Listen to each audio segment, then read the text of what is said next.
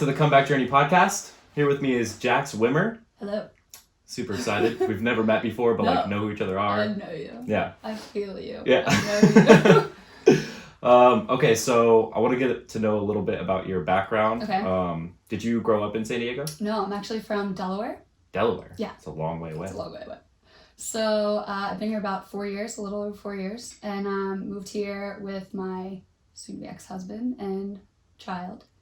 And so growing up, I always felt like I didn't resonate with the people that I lived with, essentially, friends. I started to get on a journey where I started to grow, and I realized that when I wanted to do something differently, people were like, that's not who you are, that's not what you do. And I was like, I know, I'm trying to do something differently, I'm trying to grow. Mm-hmm. So family members, my ex and I talked about possibly moving away, so we looked up places that would be beneficial raising a child, and San Diego came up. We were done and through with the winters that we had. They were pretty brutal.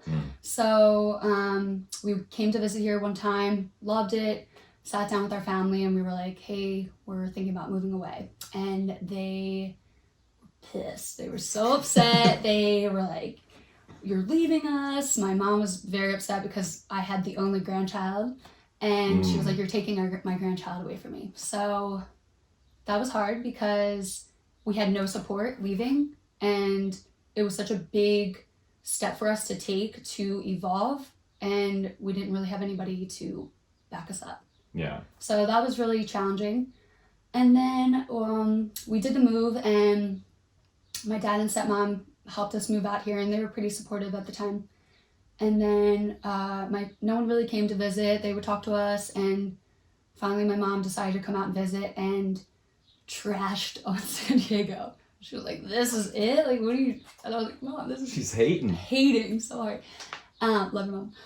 But just not what she expected, or that's what she said. And I think looking back now, it was maybe if I say this, her perception will change of the place that she moved to.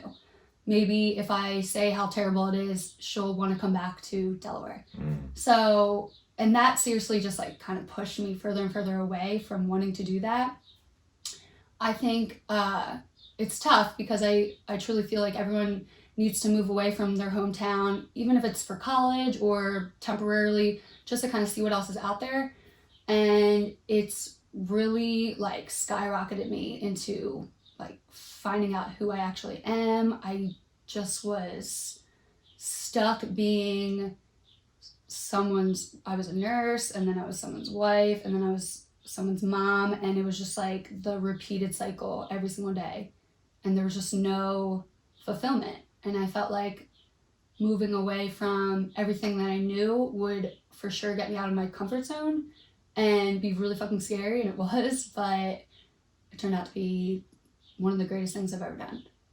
I think that's a very important point. Like, it's hard to get out of your comfort zone. Like, it's icky. It's icky. I'm doing it right now. All right, I want to back up a little bit. So, growing up in Delaware, you lived there your whole life until you moved here. Whole life. Do you have any siblings? 2 older brothers. Okay. Mm-hmm. You're the baby. Baby. Solid. Only girl. Yeah. I'm the middle child. So I have an older brother and a younger brother. So you're like, no one really messes with you? You're kind of like, you get to just slide by? Or you No. Oh. No. My little brother slides by. Oh, okay. He's the baby, you know. I did a kind of, but not by the brothers. No. Yeah, it's cool to have siblings. Mm-hmm. We didn't get along when I was younger. Same. But like, yeah. we're cool now, you know. Anything. My younger brother's 6 years younger, so like that's a big age That's a gap big for like age when gap. I'm 15 and he's 9. Yeah. Not a whole lot to talk about. You were just like, and even like you're annoying. 21 and then 15, like, yeah. You know? I think probably in a couple years you'll... Yeah, like we're good now. I mean, I'm 28, he's 22. Yeah. So like... It'll probably just get better and better from here. Yeah, that's what I'm hoping. Yeah. He seems lovely. You're wonderful. Love you so much. So, growing up in Delaware, was there, like, what was your childhood like? Like, I know you said that you have a step Yeah, dad. so we grew up really religious. My parents were together until I was 16. And I went to Catholic grade school, Catholic high school. Ah, me too. Yeah, my mom worked at my high school. Both my brothers went to my high school, so there was no getting away with anything. Like, I was pretty goody-goody until I went to college. Then I was like, what the fuck is all this? Let me just dabble in everything. But yeah, it was hard. It was, there was a lot of pressure to be a certain way. I remember my mom wanting me to dye my hair blonde at like 7th grade. Like, to look a certain way and to act a certain way, and there was a lot of guilt and shame around like sex and things like that. So it wasn't, I wouldn't say an easy childhood, but I also feel blessed. Like yesterday, Jeremy and I were talking about how we're healing, we're on this healing journey, and we're putting in the work, and we're so aware of all the things that we're like that are been our issues from the past and trauma. And we grew up in a pretty decent family, like middle class. Like, I had clothes on my back, I had food on the table. Like, I'm very blessed. However, how many traumas I had seem so overwhelming at times. And the more I work through more things, and I'm like, okay, that feels good, that's healed, something else pops up, and you're like, so it's like, what about those people that didn't grow up in a family that I got to grow up with, like an even worse situation than me? Yeah. And it's like crazy to think about. I know, like, I feel like, I mean, I grew up, like, this is like a nice neighborhood, you know, like, Yeah, I moved great. into this house when I was 12. We grew up in El Cajon, and not, like, the first house I lived in, there were like 5 of us in a 2-bedroom, 1-bathroom house. And then, like, my dad converted the garage to another bedroom, and we, like, expanded a little bit, but, you know, so like crampled on top of each yeah, other. a little bit, yeah. But, you know, like, living here, like, this is a nice neighborhood, So and, like, nice, I grew up, like, I mean, my parents split up when I was, like, 11 or 12. So yeah, and my dad moved to Illinois shortly after that. Oh, do you see him? I mean, he like, comes back and forth, like, pretty regularly, but when he first moved out there, I saw him once from, like, 8th grade until, like, high school graduation. Yeah. So, like, he mainly spends, most of the time he'll spend the winters out here, and then, like, go back to Illinois in the summer because it snows and he doesn't like the cold, you know. Sure. But Snowbird.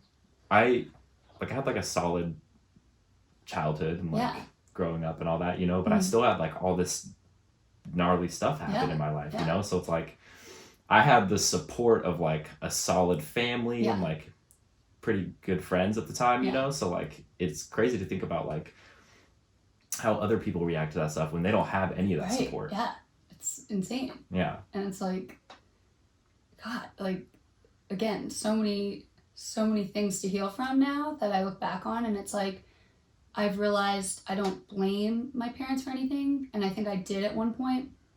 Actually, a big reason why I moved out here was me and my mom were extremely codependent on each other, and I would call her for every single decision. I mean, literally everything. I'd be like, and my ex at the time was like, why don't you just think for yourself and ask? And, like, I didn't even realize I was doing it. I'd be like, oh, how do you do this? I'd call my mom for everything. Well, how do you do this? Call my mom. And it just became toxic.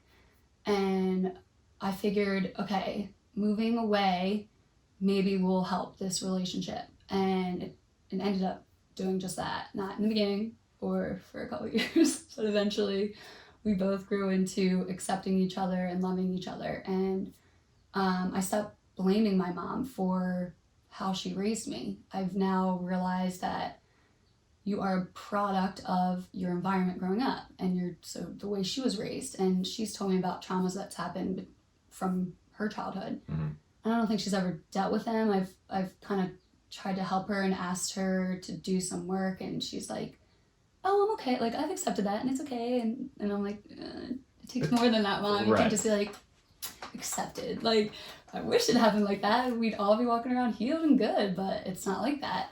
And moving out here has really helped our relationship a lot. And I just stopped that blame, and I see her as almost a child, that the way she grew up, and I love her, and I appreciate how she did the best she could raising me.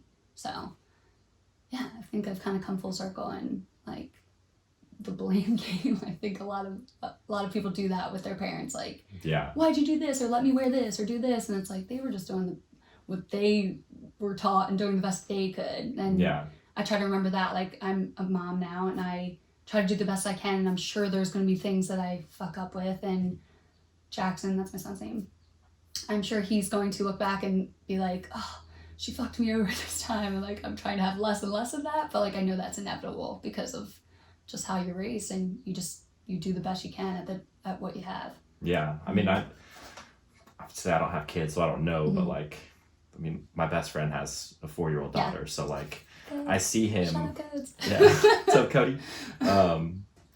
You know, I see him, like, we've talked about like how challenging it is to like try and make the right decisions all the time, and you don't really know. You don't. So there's no like, if there like there's books and stuff like that, but it's like your kid doesn't fit into a mold of a book. Like there's really like every day is different. There's a certain way one day and you're like, got it, I'm on it, I do this. The next day you do the same thing and you're like, why isn't that working anymore? This worked yesterday and for 15 days this worked, and now it's just not. And they're constantly growing and evolving, and their brains are just little sponges taking in the world, and you just have to kind of support them as they're doing that. That's what I've learned, is just like being there for him. And like his tantrums happen and sometimes I get super frustrated, and I just remember like he's just a little guy just trying to like navigate in the world, and like I just, you know, love him as best as I can and help him through that and support him. Yeah. That's sounds amazing, but also still extremely challenging. It's so tough. This is not easy. It's not like you just do the best you can. Yeah. Some days are way better than others. Some days I go to lay down at the end of the night and was like, man, I could have done so much better as a mom. Like sometimes it's just like you're frustrated all day long, and it's like no matter what. And that's why meditating has been really important for me. And I wake up before my son wakes up, like an hour and a half before he wakes up, and I meditate and I journal. And then I'm like in my highest self. So when he wakes up, I'm a way better mom. Yeah, you're like ready to go. To go. And I used to make excuses of why I couldn't meditate every day. I would say, oh, my son wakes up so early, and then I have to go to work, and I have to drop him off, and I have to get him breakfast and make him lunch and blah, blah, blah. And it's like, so go to bed earlier and then wake up earlier. And it was like, there's so many excuses you can make for yourself until you like want to get out of your own way. Yeah. And like cut the bullshit. It's like, do you really want to change? Do you really want to be a better person, a better mom? Then show up for yourself. So that was like a huge turning point of like, I just gotta show up for myself every day. Like it's just that simple, just one day at a time. Yeah, I think it's like, I was just talking to my mom about this the other day. Like you have to want to change more than like the amount of discomfort you have in your current situation. For sure. You know, because like you could be uncomfortable where you're at, but like if you're not that uncomfortable, like nothing's gonna change. You gotta hit the rock bottom. Right. And I've hit it so many times, and then I was finally like, all right, like the universe was like, smack, and I was like, okay, I'm fine with this thing this time. Like I would do it, and then I would like be on my A game for like a couple weeks, and then something would happen, and I would start making excuses, and then I would fall off. And then like I wouldn't meditate for like a week. My friend came to visit, and I didn't meditate for a week, and then there was just like so many excuses you can make, and it was like, why didn't I wake up before my friend woke up? Like literally there's so many answers to the problem, that why I couldn't show up for myself. So it's really just like accepting the bullshit and being like, no, I'm going to do better, and I'm going to keep showing up. And it's something that I really want to do for myself and for my son, for my partner. I mean, it benefits everyone. It's like, and imagine if every single person showed up for themselves, like, holy shit. The world would be way different. Would there be war? Shall I even dare go there? That's a whole other conversation. Another combo. All right, so you said you went to college. Mm-hmm. Did you go in Delaware? To college yes, in Delaware? Yeah, Okay. Literally stay there, a quarter mile away from my mom. Yeah. What did you study in college? Okay, so first I studied business, and I did that for a year, and I didn't want to do business. I just didn't know what I wanted to do. And I was working in the dental field at the time. I was a dental assistant, and then a surgical assistant for a periodontist. So 7 years I was in the dental field. So I was like, okay, easy transition. I'll go to be a dental hygienist. Like I already know so much about it, right? Mm-hmm. So this is pretty fucked up, and I've only told, I told Cody this story actually recently, and he was like, Jax, what? So we're taking the core classes, and one of the classes was public speaking. And I was like, no, I'm not doing this. So I switched my major. Just because you didn't want to take the one class? I mean, I justified it in other ways, but that was the main reason. And then I switched to nursing. And I justified it in, well, I want to grow and evolve, and I want to learn about the whole body. I already know about the teeth, so why would I stay and do dental hygienist? And then, so I switched to nursing because of the fear of public speaking. And now you're on a podcast. Hello. Pretty crazy. Isn't that wild? That's wild. It's like sad. Like I think back and I'm like, wow, that's really sad. I mean, I knew I was like meant to help people. Like I love giving advice and serving others and doing things for other people. So I felt like out of all the things that college offered, nursing was like, oh, that seems like something that I should do. Yeah. Like you don't know about all this other stuff that's available to you when you kind of dive deep. Yeah, I think like most people just think of like, what kind of job can I get? Yeah. And that's as far as it goes. That's it. Well, that's what they like set you up to do. It's so fucked up. There's no like, let's think outside the box. It's literally like, well, I don't have any skills, so I have to learn this. So I have to take this curriculum. Okay, and now I'm gonna work for someone else's dreams the rest of my life. Like that's essentially what being an employee is, and it's like sucks. Yeah. It's the rat race, and it's something I don't want to do. Yeah. So are you still a nurse? Yeah. So okay. So when my ex and I moved here, I was still working as a nurse. We had had my son. I took off for the first year. How old's your son? He's 6. 6. Okay. Went back for night shift, and my ex was still working at the time. So when I would get home in the mornings, I would sleep for like an hour or two, and then he'd wake me up to take care of our son, and he would go to work. And I was like delirious, like circadian rhythm is off, I'm exhausted, and then I have to take care of this like baby, and it was just like hell. And I'm like, why am I doing this? So when we moved here, I stopped working to be a stay-at-home mom because we don't know anybody here. We literally moved, and it was like all of our family's back at home. So I stayed at home and kind of worked for him. I did like his emails for work. And the more I stayed at home, the more I realized that life wasn't as it seemed. I would, if you saw me and my life, would essentially say that I had everything. My ex made great money. I didn't have to work. We moved to sunny San Diego. My child is healthy, beautiful, thriving, amazing. Literally, we had a nice house. We had everything that anyone could possibly want. From the outside looking in, we had the white picket fence. We had it all, right? I had it all. I went shopping every single day. I've realized now I wasn't fulfilled, and I would buy things, and then it would give me a high temporarily, and then the next day it would wear off, and then I'd go and buy things again. So I would literally just shop, making my ex work and more and more and more, and it was just like this like cycle. And I remember sitting next to him one day, and we were watching TV at the end of the night, and like he wasn't holding my hand, and we were just sitting there, and I remember like this happened for like a week straight, where I would think about death, and not in the sense of like morbidity or like dying, but this is it, like this is like, what if this is it until I die, and this is my life. And it was just like, in that moment I felt so unfulfilled. Like I wasn't living with purpose, I was just living. And that was like the moment that I like got slapped in the face with like, okay, that was like the first time I think my soul like spoke to me.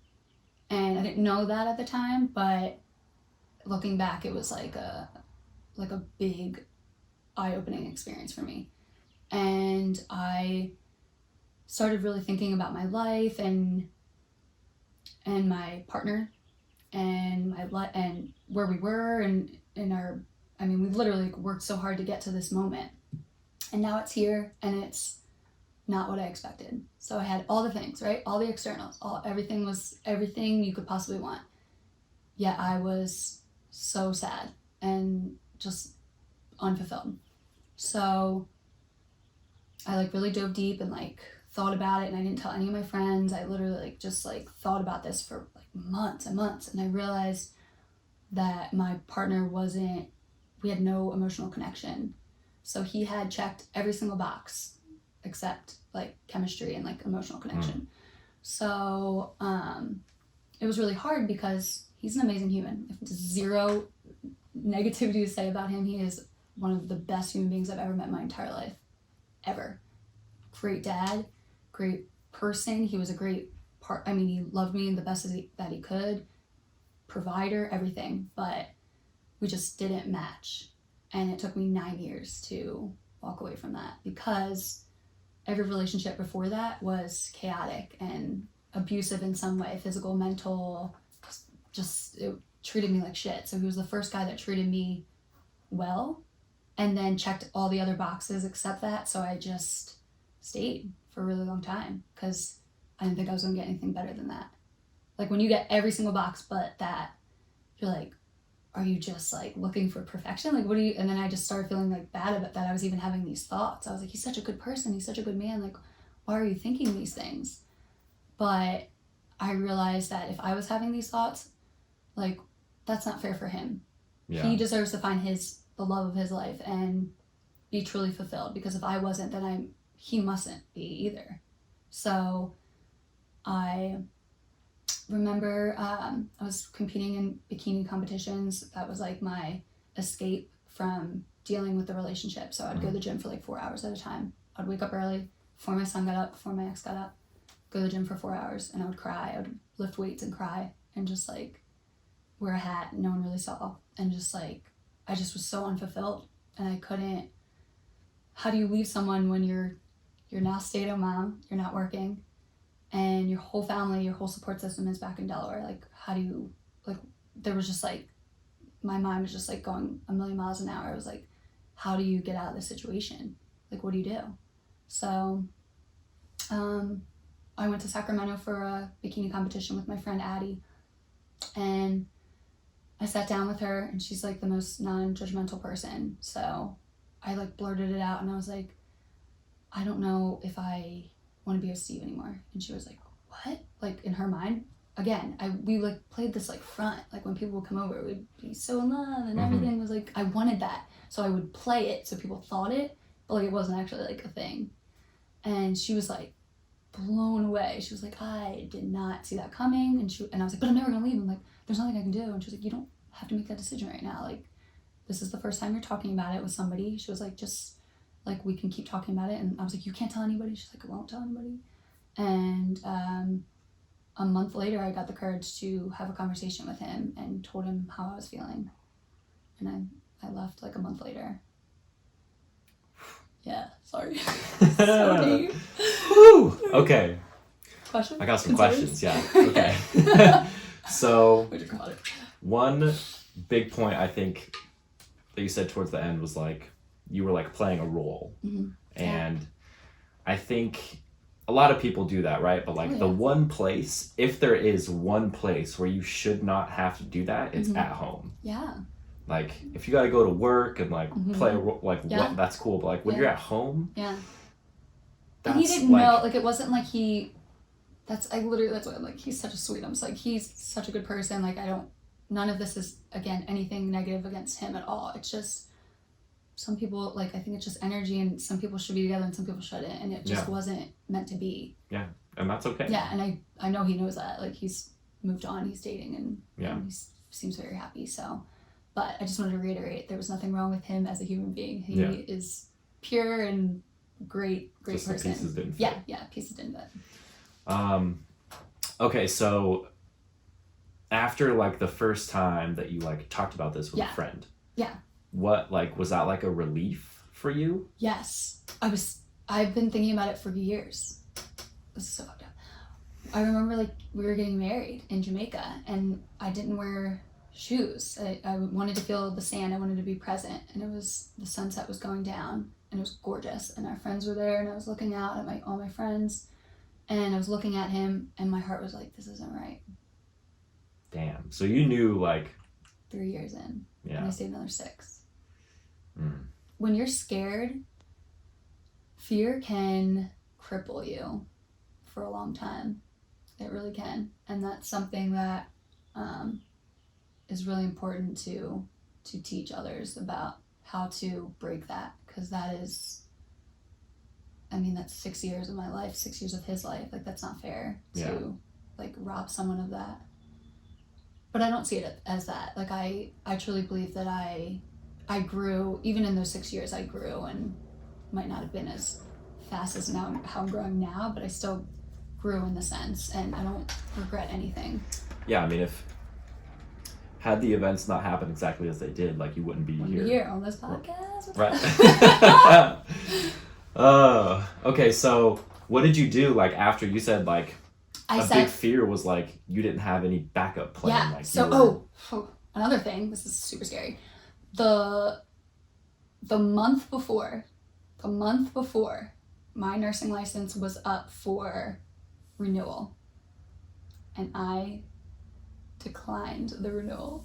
So I did not have a nursing license. So how long did those go for, like, before you have to renew them? 2 years. So, like, okay. Yeah. And I hadn't worked in 4, but I would just pay every 2 years, and then I was like, I don't even want to do this anymore. Like, I don't even want to be a nurse. Like, this isn't my soul's purpose. Like, I knew that, but I also, my ex was making great money, so I didn't have, like, that was like, it just wasn't even a thought in my mind. I'll find another purpose in life.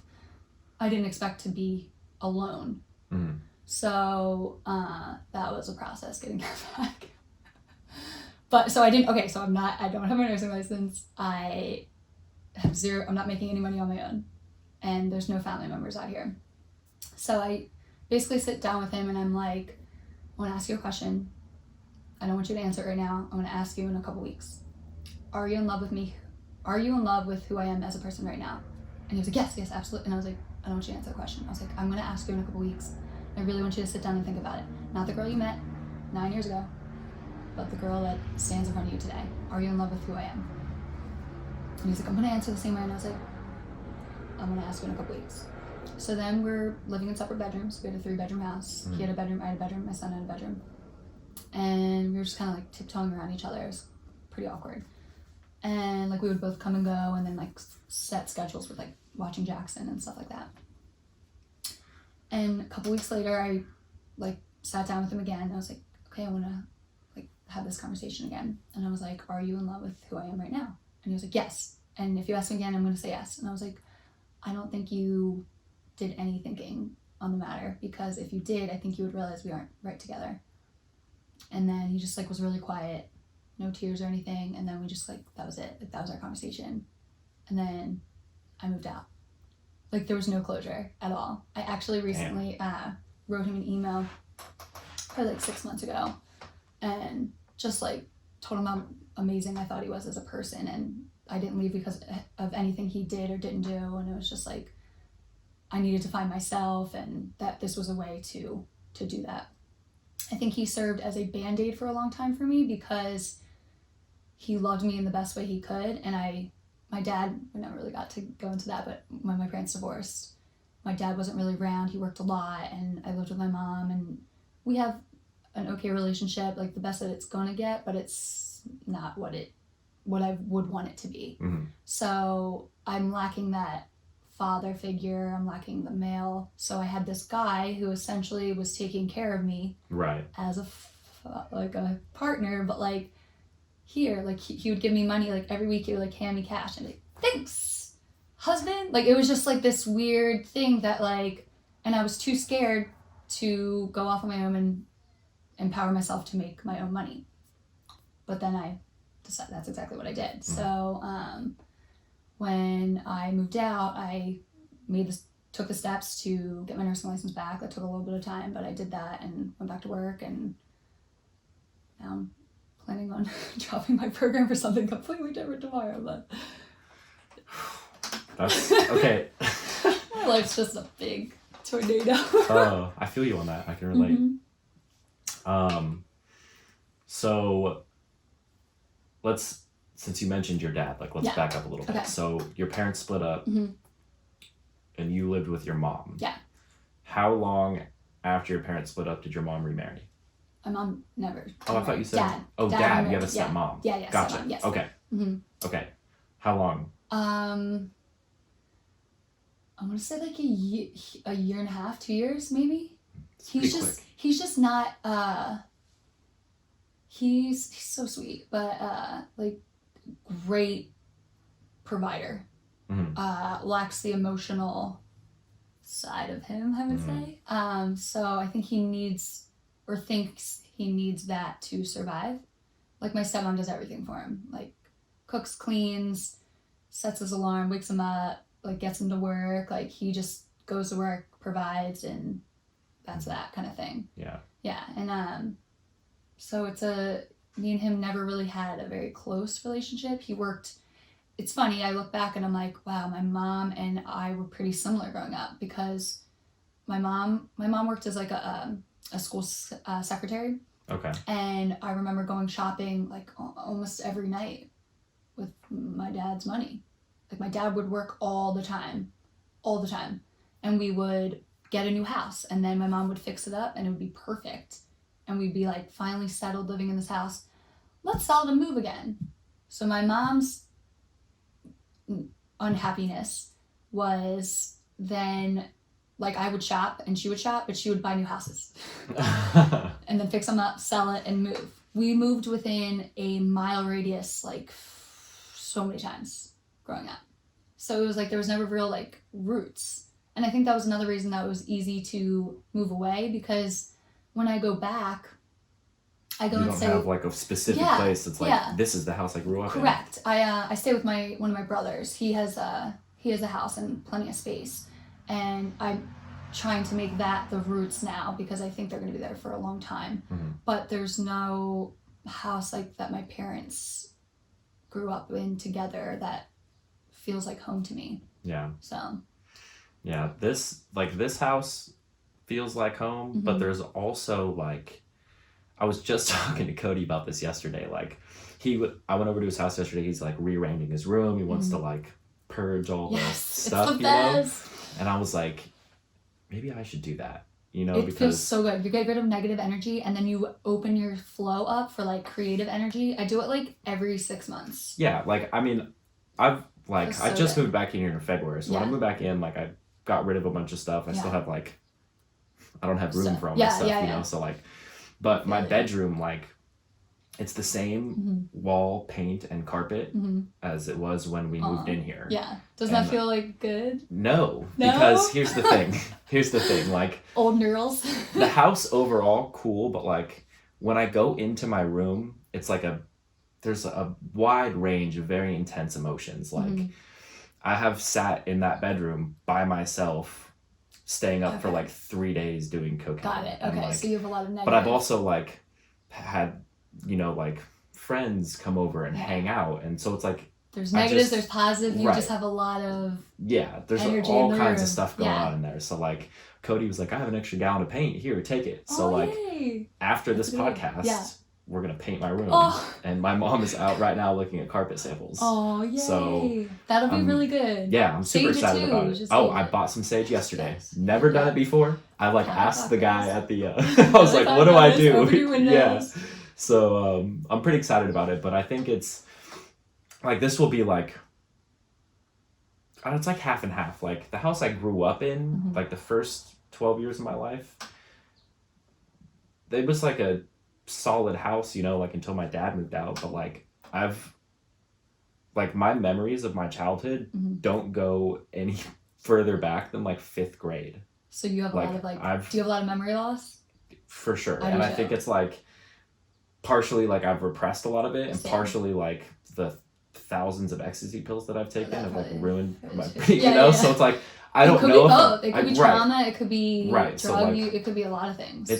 It's hard for me, like I've seen like home videos of like me and my brothers like hang out, and I'm like, I see myself on here, but I have no recollection. Nothing. I'm pretty similar. I don't have a ton of memories. Yeah, it's weird because like it's hard. People are like, you don't remember? And then they're like, and I'm like, it's not my problem. Like, they think I'm like just not paying attention. I'm like, I really just don't remember. I'm sorry. Yeah, like my memory is real selective, and like not because I'm selecting what I'm, you know, it's just like it is what it is, you know. But it's a thing. It is a thing for sure. But I'm excited to like purge Oh, you know, it's gonna feel so good. Redo, you know, so good. It's That's something I teach in my program. Actually, it's funny. It's one of the first things I teach. So like, let's get into this a little bit. So the program. So you've been doing the nursing thing for like years, yes, right? Yeah. And you're not fulfilled, not my soul's purpose. I know it every time I go and leave. It's just like, okay, it pays my rent and it pays my bills and puts food on the table, but it's not.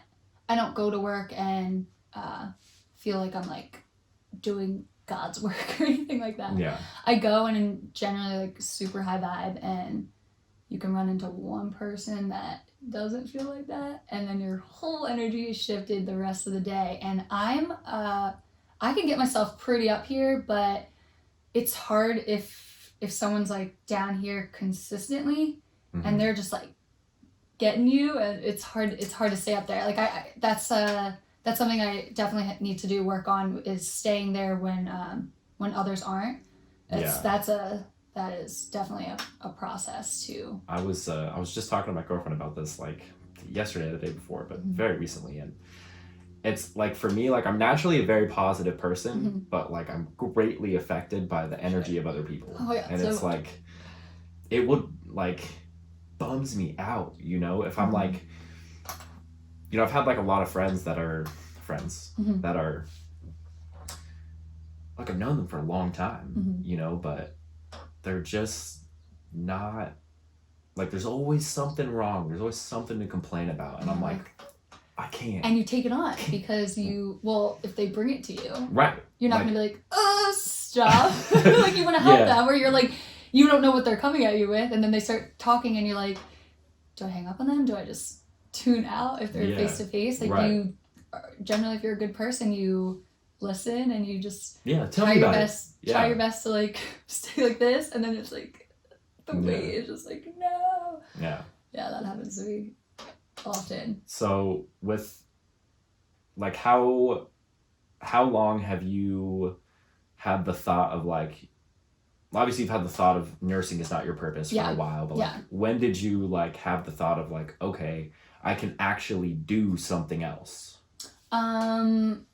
So I did Jeremy's Mind, Body, Soul program. And it's funny because when we first started dating, I thought I was really spiritual and super open. And then I met Jeremy, if you know Jeremy. And I realized I had not done any of the work. You think, you like speak these terms that you hear, like high vibing and all these things, and it's like, there's great meaning to them that if you don't understand it, then you don't know what you're talking about. And I think I was spitting out those words and terms and not understanding exactly what I was talking about. Yeah. And it's super hard and a blessing to be in a conscious relationship. And that's exactly what we're in. We're both doing the work on ourselves and we're on a healing journey. But you can't get away with anything.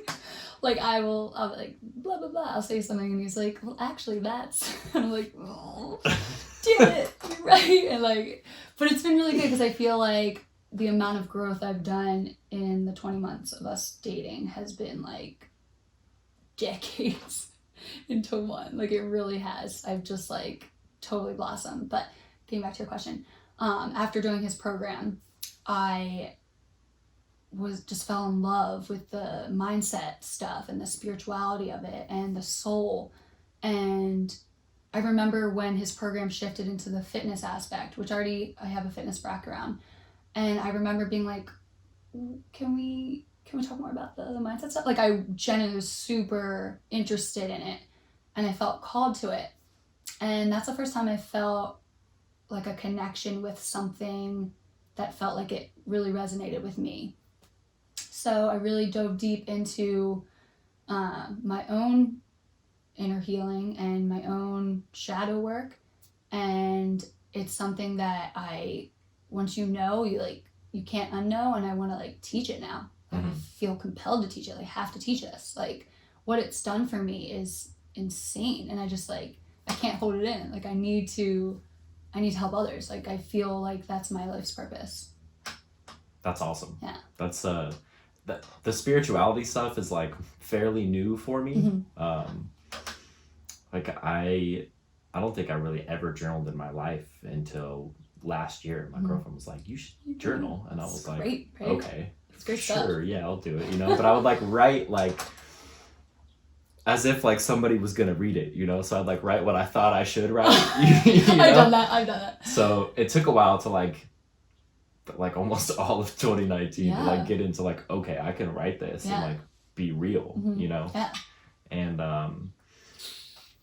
now like coupling that with the meditation is like, it's cool. Like I struggle sometimes with the meditation, but that's a practice for sure. Yeah, right, There's times that I can get deep into it and I can meditate for like 30 to 60 minutes.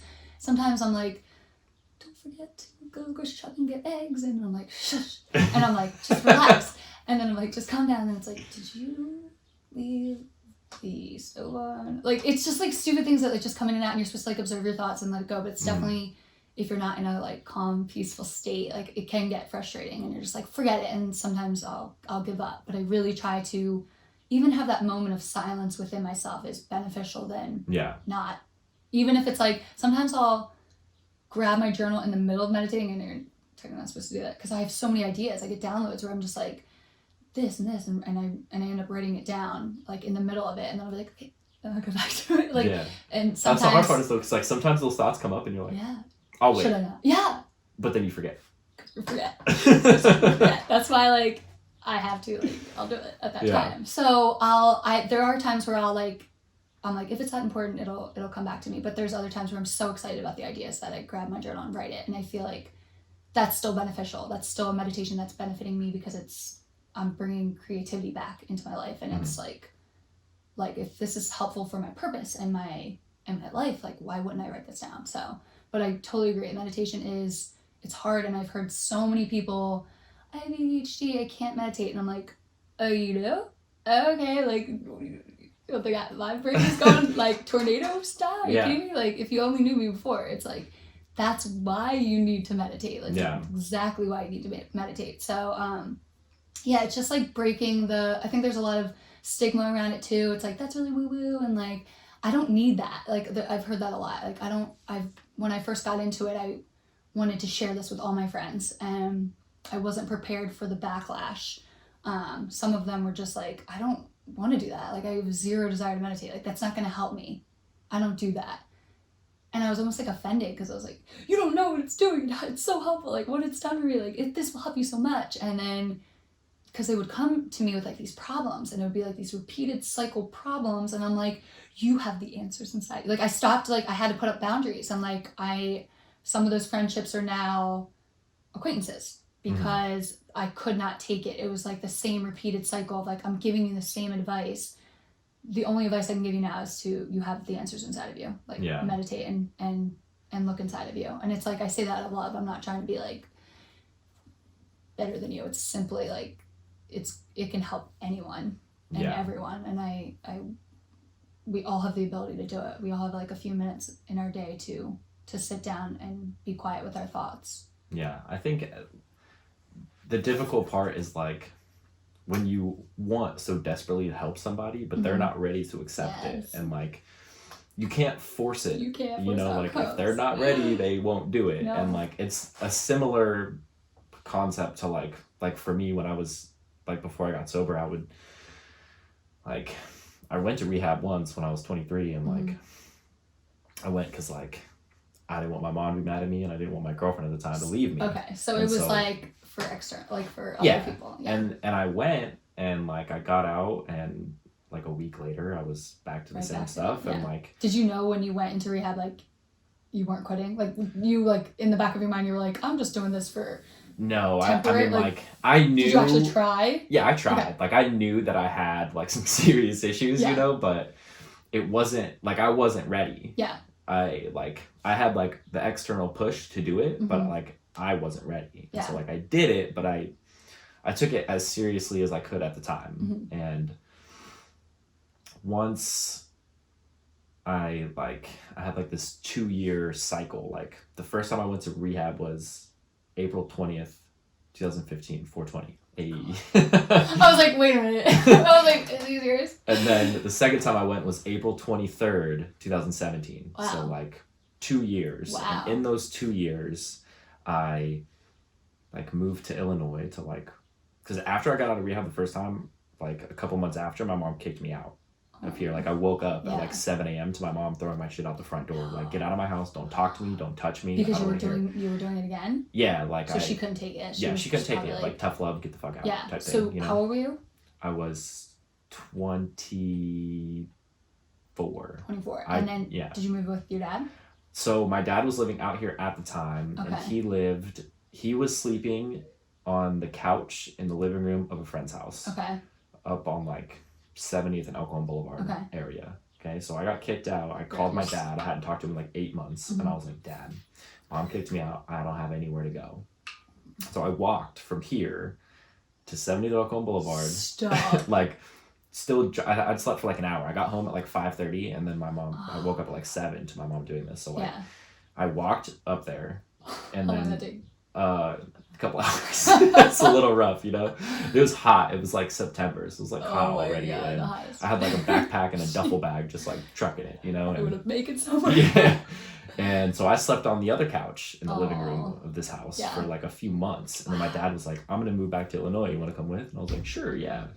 And I went out there, and like I was out there for like a couple weeks, and then like found a dealer and like back to the same stuff. And I was out there for 5 months, and I called my mom. I was like, Mom, please let me come home. Please, like, you can give me random drug tests, like whatever. Were you using? I was at the time, but I was like, you were like, I can quit. So when I was like, home. I was like, give me random drug tests, like it doesn't matter, whatever. So like I came back and I got a job right away. One of my friends hooked me up with a job, and it was at Tavern in PB. My buddy was the executive chef Sundays. Over there. So yeah. Shout out Sundays Tavern. So I got a job there, and like a month later, I got a DUI for driving under the influence of a controlled substance.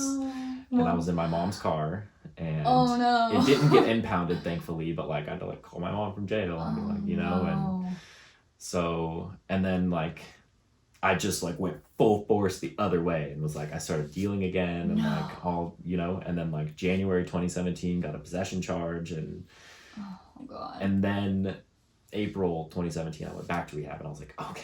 So wait, a third year? Was this the third time? Second. This is the third time. Okay. So like, but like in that 2-year span between the two, like moved out of state to like run away and like heal myself, whatever, but like didn't work. Then came back and like made promises, didn't live up to them, got a DUI, got a possession charge, and like all this stuff, you know. I wasn't ready. Yeah. And like this idea goes from something as big as that to like something as like small, if you want to call it small, but like meditation, like if you're like, it's immensely valuable, but if you're not ready, so true, you're not ready. So true. Yeah It's hard. I think I in the beginning I was really excited to try it because again, I was dating Jeremy, so I felt like he made it sound really good. So it was easy to be like, he has a way of doing that. He was pretty good at it. The very first time I meditated, I got a download, and I made a jewelry line.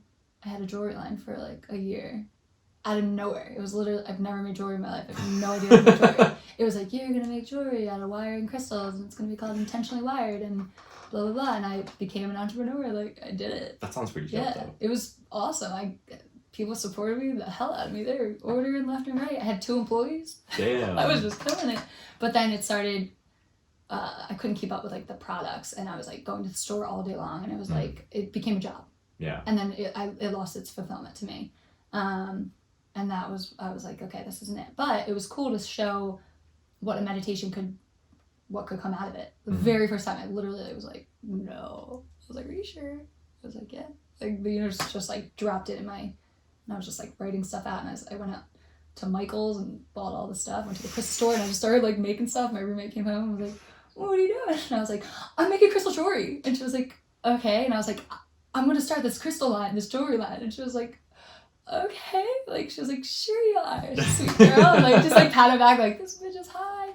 And it like was really successful for a while. It was cool to see what came of it. So I'm very much a fan of meditation. It's powerful. It's powerful stuff. Yeah, it is. I've had like a couple like very intense meditation sessions where like I really like got into it, Yeah. you know. But one thing that really helped me to jumpstart the meditation was I did like a sensory deprivation tank. I've done that, yeah. And there's like this company out here called Float. I did that, yeah. Yeah. In So El Cajon? It's the one I went to was they have multiple locations. They have one downtown, and then the other one I went to was in North Park. Okay. And I did it once, and then I was like, I'm getting a monthly membership. Like, this is legit. Were you scared at first? first? I was like a little nervous. Like, yeah. I didn't know. The darkness. It's a crazy not so experience. much that. I just didn't think that I could like lay there for an hour and like not. I was like, I'm gonna do it because you can get out at any time. Right. But they have like they'll come knock on the door after when an hour. Time's up, and yeah. I remember being like, people are gonna think I can't do it. I'm gonna do the hour. I will sit here for the hour and like. Did you see things or anything? Like, were things coming in? I felt like I saw some shit. It took me a while to, like, get into it, yeah. you know? And then, like, I think I, like, was in this, like, meditative state for a little bit. And then I was like, how long have I been in here? Like, that's what I thought, And I was, like, getting, like, a little anxious. But, like, the more I did it, the more, like, the easier it became to, like, get trust, to that let calm. Go. Yeah. I'm like, that's not a bad idea for me. I might dabble in that again. Yeah, it's pretty cool. They're closed now, but, like, and I put my membership on hold. But, you'll go back once it for sure back up. Yeah, because now that I haven't done it in a while, I'm like, damn, I really want to do it. It's a good idea. Yeah, even like stuff. How often did you do it? The membership that I got is like you can do 2 1-hour floats per month. It's perfect. So like every other week you go for an hour. That's perfect. You know, so it's pretty cool. I brought Cody with me one time, but he wasn't a fan. Really? Yeah.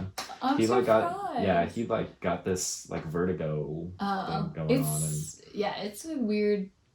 You got to be super open to it, and it's not. I don't think it's easy for people like with anxiety. That's why I've had anxiety before, and I think I was really scared about like the door closes and you're like, oh my god, like you don't really. It's dark. It is dark in there, and you're pitch just black. You can't hear anything. And I was like, I remember in the beginning, I was like, I'm just gonna do some like yoga moves. So I did like some weird stuff with my body, and I was like, okay, why don't you just like do what you're supposed to do and just like calm your thoughts, and then because I was just trying to make the time pass. Like I really wanted to like. My thought process going in was hit the 60-minute mark, hit the 60-minute mark. And then after a couple minutes, I was like, no, like, let's utilize this for what it's for. And same thing happened to me. I got into like a meditative state, and then it was like so at peace. But then I was like, did they forget about me? Because you don't know how long you're in there. It's kind of crazy. Yeah. And then they knocked on the door, and I was like, oh my god, I made it.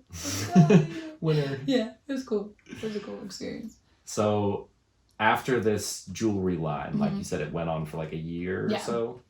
And then were you still doing the nursing at the time? No, I was doing personal training. Okay. And then did that. So it was just like kind of like my hours were just like I was making the hours work with my son's school and with my ex's schedule. And we just kind of like, it was cool. It was cool to make like to have that. I would wake up and do that for a little bit, then personal train, come back, do that for a little bit. And then once it started dying off and I started feeling like it was like more of a job, I finally received my nursing license back and went back to work. And this was the end, probably like August of last year. Okay. So I've only been back for a little bit. For the nursing. And then just within these last, a little more than 8 months or whatever, like now I've been called to something more. Like I've been called, even before that I knew that nursing wasn't everything and it wasn't going to be my lifelong desire, or like I wasn't going to stick with nursing forever. Like I knew that. I just, after his program, I was just like, I know there's something I want to do and I couldn't articulate it yet. Like I couldn't, like I had a bunch of different ideas but I didn't know how to put it together. And he was like, just start creating. So just start doing. So I started making videos like of like the topics I wanted to talk about. So it wasn't like quite a flow yet, but I had some topics that I definitely wanted to put into the program. And then quarantine happened. And it was like, okay, you have all this time in the world, like use it. And I ended up recording 11 videos on quarantine. And I've just been like trying to perfect it and I'm such a perfectionist. And for me, the fear of failing was so strong that I didn't want to put my program out yet because I was so scared of it not being ready. It's not ready. And what I've come to understand is it's going to be constantly evolving. The program is going to just get better and better with time. As am I. Like, I'm evolving and I'm growing. So it's great. It's like, I'm very proud of it. Like, it's great. And I'm excited to help people. And that's what the beta round's coming out tomorrow.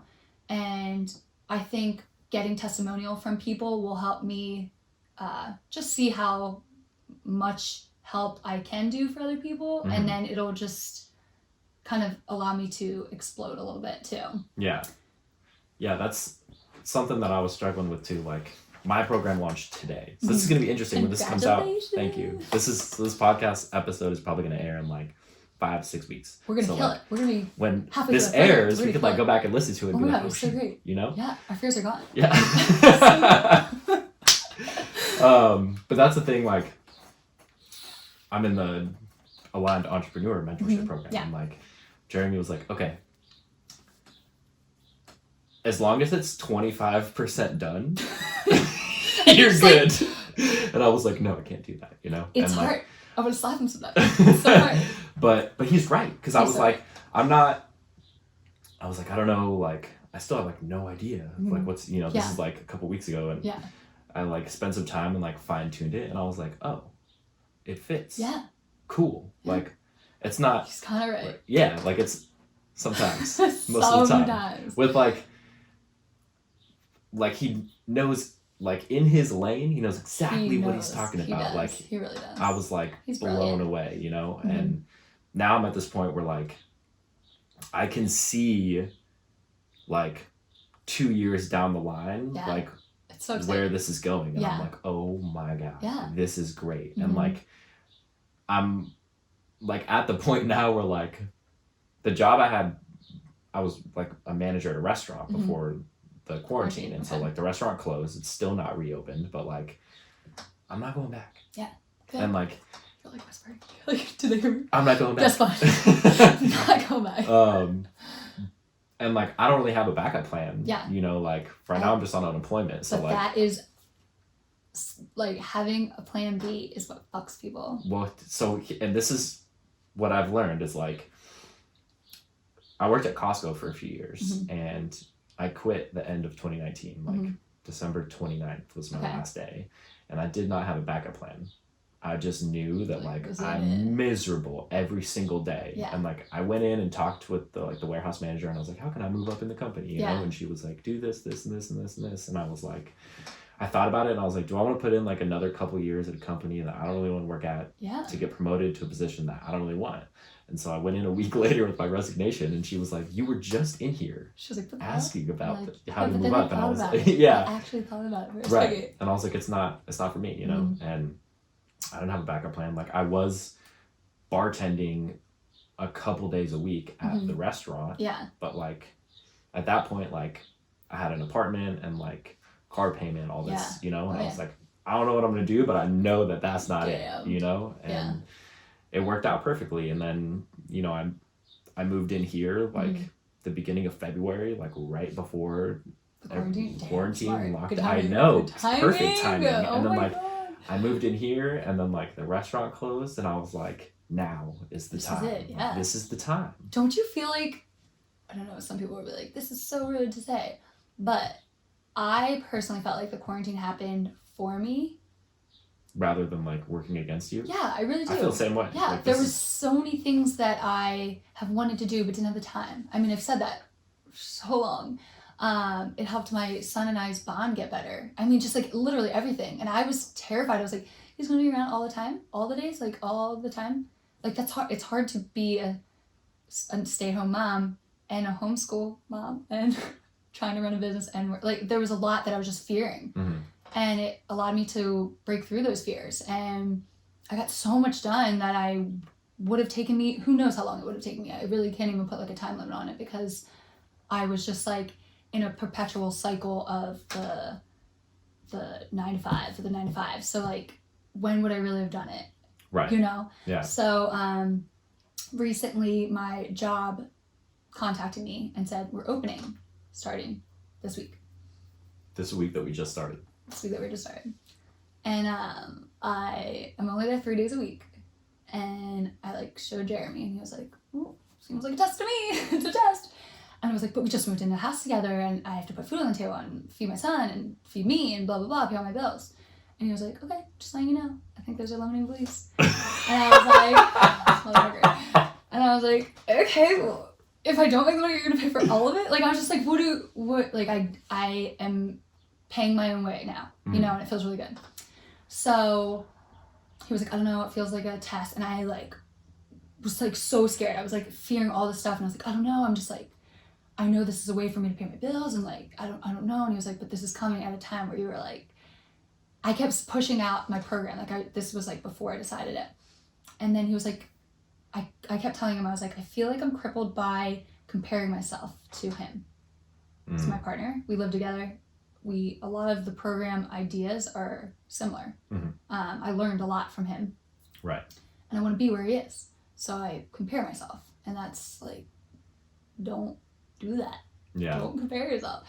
And I was just like, but my program's not like his. I wanted to have 24 videos. I wanted to have 2 videos a week for 12 weeks. Like I was in my mind that that's what I wanted to do. I only have 11. And he was like, it doesn't have to be the same as mine. He was like, you can have other ideas. And like, literally he said that and it was like, whoosh. And I was like, oh my God, why don't I do a worksheet a week and a video a week? I literally just like, then all these ideas started coming at me. I was just like stuck on how it had to be. And I wasn't moving from that because I just thought it was just like what it had to be. And I like broke that. And within 2 days, I announced that I was launching my program. It was like how fast it was. And I told him, I was like, okay, I worked out a schedule with my ex to have certain days off from my son and certain days that I'm going to be working. I'm still going to be doing the nursing 3 days a week, but I'm launching this week and I start working next week. So I'm like, he's like, we'll see how long you can do it for. I was like, I just need to have that first beta round out, see how it does. And then I can like, because I'm giving such a discount on it from what I'm like actually gonna what the price is gonna be. So I think I just need to like do that, and then I still have those days where I can specifically work on the business stuff, and then I have days where I am a nurse until that takes over. Once this starts going like this, I can work a less day, another day, a less day. Like so I'm 3 days, then I can go down to 2, 1, or I can just and I've already phased down to 3 days. And it's only 8 hours. I'm not doing 12 hours or anything. Right. So I can still, my shifts are like 10 to 6. I wake up at 6 every morning, meditate, journal. I wake up before my son. So I can still show up for myself every single day, even when I am an employee. Right. And yes, I might not be able to stay up there, but I'm going to do the best I can. Yeah. And they're only allowing so many people to work at a time. So like, I'm not going to be interacting with as many people. So the energy won't be I won't be taking on as much energy as I normally do. So that seems like that's like the best possible scenario for like diving safety. In on what like I feel safe. Right, like but also you have like the financial security, but you're also still able to like do you and like you have this plan of like, okay, I'm gonna keep going with this and like scale back on this and so another thing, like X is literally amazing. Like we work together with our schedules too. Like I told him how I was like, I'm launching my program, I'm really excited about it. I need these days to have by myself for this to work out. Okay, no problem. Literally, like no problem. Like we really work together to make sure our son is set and good. And I think that's something that has been a huge blessing for me because this could have went a whole nother way. Yeah. Like we could have broken up and he could have been like, fuck you. Right. Bye. Like, no, we have 50-50 custody. So we both really work together to ensure that he has like the best life possible. That's awesome. Yeah. So it's cool that you guys are like compatible on that level. Yeah. I feel like it happens, rare. But it's like you so only rare. Hear about like the bad. Right. Yeah. A couple of my friends are divorced and I almost like don't even like telling them my story because they're like, you're so lucky. And I'm like, I know, I really am blessed. Like I am blessed. Like it couldn't have, like I tell Jeremy all the time, I'm like, ideally you couldn't have come into a better like situation with someone that has a child with how my ex is. Like I tell him all the time, like, you're like, it's the most ideal with how great he is and how admirable he is, and we're just like on the same like wavelength. Yeah. So that's cool. Yeah. So your program, you said, is like more focused on like spirituality and mindset. And all that. Trauma. But you have a background, you said, in like fitness. Does that play any part in the program? So I've been back and forth with this, and it's something that I know I can help a lot of women with. So I'm adding a component to it for fitness if people choose to want to add that to it. Like an additional feature. So there's a certain price, and then if they want to add the fitness aspect to it, it'll be an additional price added to it. Which we can do like weekly check-ins and macros and workout program as well. So I'm really excited about the program as a whole. And I think fitness is important because once you dive into what my program is about, it's kind of a no-brainer that would be added to it. So that's why I'm doing the beta round to see if I want to permanently have it in there or if I just want it to be an addition. Gotcha. Just because of how holistic I am, and once you do the program again, the fitness just is kind of it will happen for people, I think.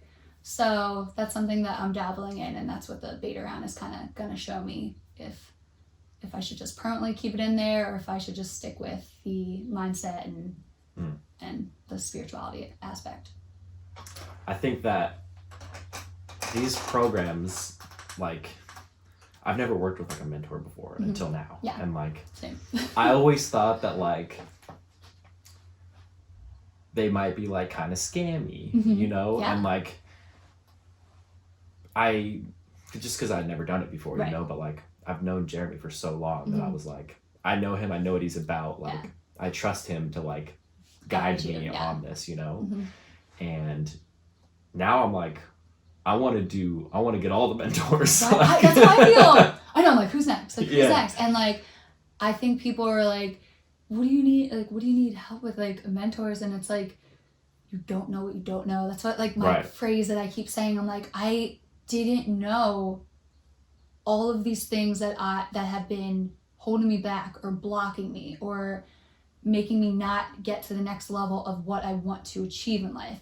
And I wouldn't have been able to unlock any of that if I didn't have a mentor. I just wouldn't have. Like, what I learned in those 16 weeks would have taken me years and different, I don't know, I would have had to search it. If I were to do it myself, I don't know how long it would have taken me. Yeah. So to have like a set program for you that is geared towards everything you need to achieve to break all those like limiting beliefs and blockages that have been holding you back is like, it's amazing. Like, why wouldn't you want to do that, you know? And I think people fear, there's so many fears, and it's like, those fears are what like prevent you from getting a mentor, but like if you broke those fears, you'll break all those other fears that like the mentor will help you break all the other fears. So it's like break the one and then they'll I know, it's crazy. It's like, that's exactly what happened to me. Like, I was dating him and I knew I needed his program, but I think my ego was just too strong to be like, are you mentoring? Like, are you mentoring? And it took like a while until I finally was like sick of my own bullshit, and I was like, I'm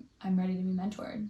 And it was like the best decision I ever made. It's like life-changing. It opened me up to, God, I learned so much about myself, and I think that was my biggest thing moving out here is I wanted to find out who Jax was, like my authentic self, not what everybody thought I was or what like the perception of me. Like, I genuinely wanted to know like deep down soul authentic Jax, and like that's what I've been able to find, and it's been like a beautiful journey for me. That's amazing. Yeah, I think that's a solid place to end it. Okay. How do you feel? Good. Yeah? Good. Yeah. Cool. Yeah. All right. Do you want to shout out your Instagram? And Sure. It's at Jax Wimmer, JaxWimmer. Solid. Yeah. Sign up for the program. It's Consciously amazing. confident. Hey. Yes. Yeah. Hell yeah. Yeah. Cool. Yay. All right. Thanks for listening, everybody. Thank you so much. Signing out.